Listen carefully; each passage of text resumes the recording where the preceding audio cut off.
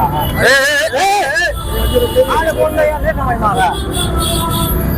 Berapa ni?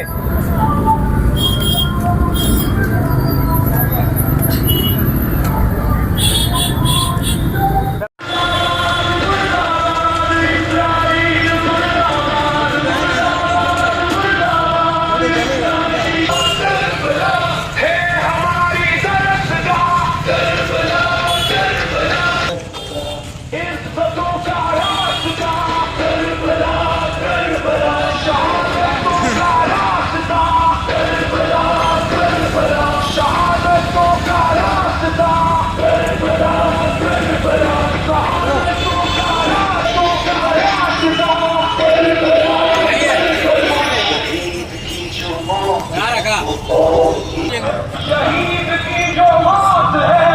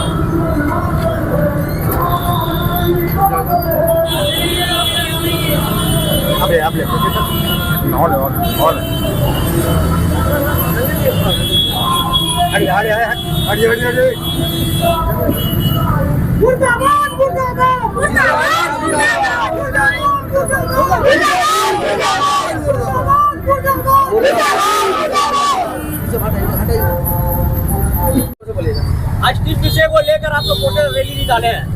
देखिए, आज हम लोग तो ऐसा लगता है कि बहुत लेट से निकाले हैं। हालांकि आप देखिएगा कि दुनिया के हर ममालिक यानी हर मुल्क, हर कंट्री से ये ऑब्जेक्शन निकल रहा है, जिसमें इजराइल को और अमेरिका को कंडेम किया जा रहा है। हत्ता कि आप देखिए, अभी ऑस्कर अवार्ड हुआ है, जहां पर खुद वहां पर ऑस्कर फिल्म इंडस्ट्री के लोग हाईली कंडेम किए हैं जो है प्रेसिडेंट ट्रंप को। और अफसोस इस बात की है कि हम लोग देखे हैं कि किस तरीके से इजराइल जो है वो गाजा में मुसलसल बमबार्डिंग किया है, वहां पर मासूम बच्चों को खास करके टारगेट बनाया गया। जितने मासूम बच्चे इस अटैक में मरे, इससे पहले कभी भी दुनिया के हिस्ट्री में ऐसा नहीं हुआ है। इसके बावजूद आप देखिए कि ईरान पे अचानक से आप हमला किए। हमला कहाँ पर किए? स्कूल में किए, गर्ल्स स्कूल था। तो आप यूएनओ और इंटरनेशनल रूल को रेगुलरली वायलेट करके हमला किए जा रहे हैं। आप एक रिलीजियस प्रीचर्स को मारते हैं। फिर से इंटरनेशनल रूल है कि आप अगर जंग कीजिएगा तो किसी भी मुल्क के रिलीजियस प्रीचर्स को नहीं मारा जा सकता है, स्कूल को टारगेट नहीं किया जा सकता है, हॉस्पिटल्स को टारगेट नहीं किया जा सकता। ये रूल बना हुआ है, लेकिन इस रूल को वायलेट करके इजराइल मुसलसल हमला कर रहा है।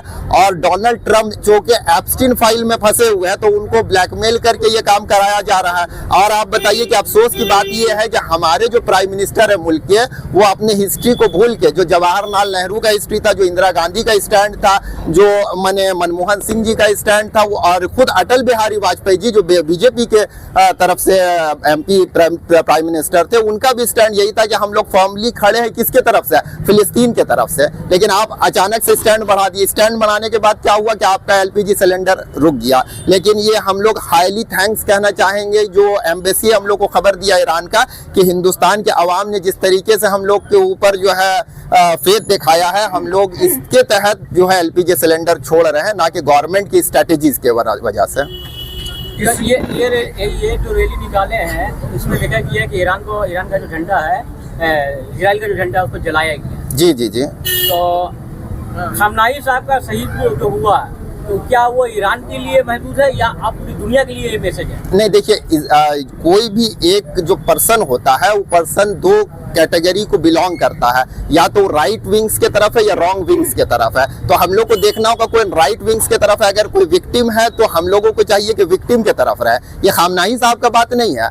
आज बहुत सारा ऐसा कंट्री है जो खामनाई साहब को सपोर्ट कर रहा है, इसलिए नहीं कि उनसे पर्सनल कोई मसला है या उसके रिलीजियन से बिलोंग करता है। आप देखिए हिंदुस्तान में भी माने irrespective of caste, colour, religion, तमाम रिलीजियन के लोग खामनाई साहब या ईरान या गाजा के लिए प्रोटेस्ट निकाले हैं। प्रोटेस्ट का मतलब ही नहीं कि वो एक रिलीजियन से बिलोंग करते हैं, बल्कि ह्यूमैनिटी को सपोर्ट करते हैं। वो लोग देख रहे हैं कि किस तरीके से बच्चों को मारा दिया जा रहा है, इजराइल किस तरीके से खाना और पानी गाजा के बच्चों का बंद कर दिया है। इस बात का एहतजाज जब ईरान की तरफ से उठा तो ईरान पे उल्टा अटैक किया गया। अटैक कहाँ, मिलिटेंट पे नहीं किया गया, बल्कि अटैक किया गया गर्ल्स स्कूल पे। ये तमाम इस बात को जाहिर करता। अच्छा, आप एप्स्टीन फाइल को पूरा देख लीजिए। जो एप्स्टीन फाइल में जो लोग बच्चों का खून निकाल के पीते हैं, ये आ गया क्रिमिनल एक्ट, इंटरनेशनल लॉ पे वो डोनाल्ड ट्रंप के अगेंस्ट में केसेस चल रहा है। उस डोनाल्ड ट्रंप को हम लोगों के प्राइम मिनिस्टर सपोर्ट कर रहे हैं, जो कि अमेरिका में खुद अपोज हो रहा है, और आप सपोर्ट कर रहे हैं तमाम रूल रेगुलेशन तोड़ के। तो हम लोग आज यहाँ पर हाजिर हुए इस वजह से कि हम लोग ईरान या गाजा या जो भी विक्टिम है, हम तमाम विक्टिम के साथ है। अगर आज हम लोग इजराइल के साथ खड़े होंगे तो फिर कल किस तरीके से हम लोग इंटरनेशनल लॉ में अपना पॉइंट ऑफ व्यू लेके जाएंगे कि पाकिस्तान हम लोगों का कश्मीर को ऑक्यूपाइड कर लिया है। कि आप जो ऑक्यूपाइड कर रहा जमीन आप उसको सपोर्ट कर रहे हैं, तो कल कैसे आप लड़िएगा? इसी वजह से इंडिया का हमेशा से स्टैंड रहा है कि हम लोग फिलिस्तीन के साथ है, ना कि इजराइल के साथ।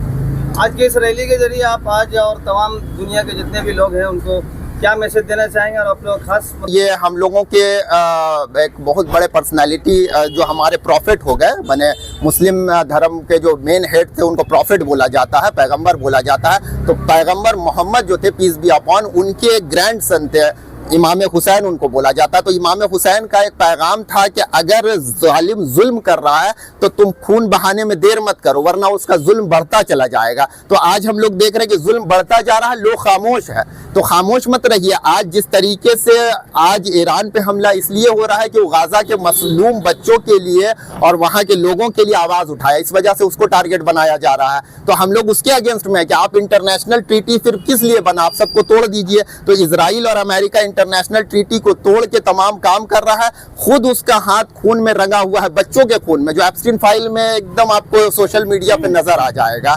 लिहाजा हम लोग यही कहना चाहते, पैगाम यही है कि अगर आप लोग जुल्म के खिलाफ आज नहीं उठिएगा तो कल आपकी बारी आएगी। बस यही बात है। सवाल है, इस युद्ध का दुनिया भर के मुस्लिम देशों की एकजुटता पर क्या असर पड़ा? नहीं देखिए, यहाँ पर हम बता रहे हैं कि मुस्लिम हिंदू से कोई मतलब नहीं, अगरचे हम टोपी पहन के हैं, लेकिन इसका कोई भी मतलब हिंदू मुस्लिम से नहीं। आप देख लीजिए, ये खुद हिंदुस्तान में बड़े बड़े जो ब्राह्मण्स हैं, अलग अलग कास्ट के लोग हैं, जो फिलिस्तीन के सपोर्ट में आए, जो ईरान के मजलूम बच्चों के बम्बार्डिंग के सपोर्ट में आए, बहुत बड़े बड़े।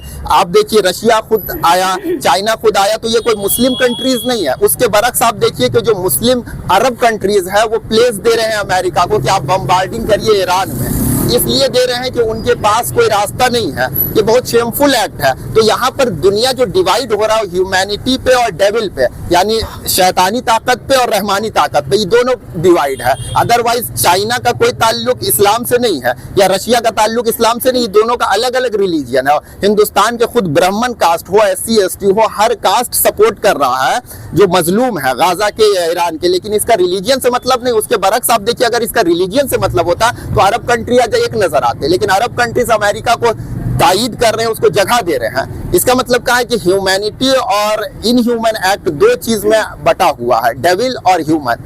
हम लोग ह्यूमैनिटी के साथ है और हमेशा ह्यूमैनिटी के साथ रहेंगे। खाड़ी देशों में लाखों भारतीय मुसलमान काम करते हैं, युद्ध की स्थिति में उनके रोजगार और सुरक्षा को लेकर क्या चिंता है?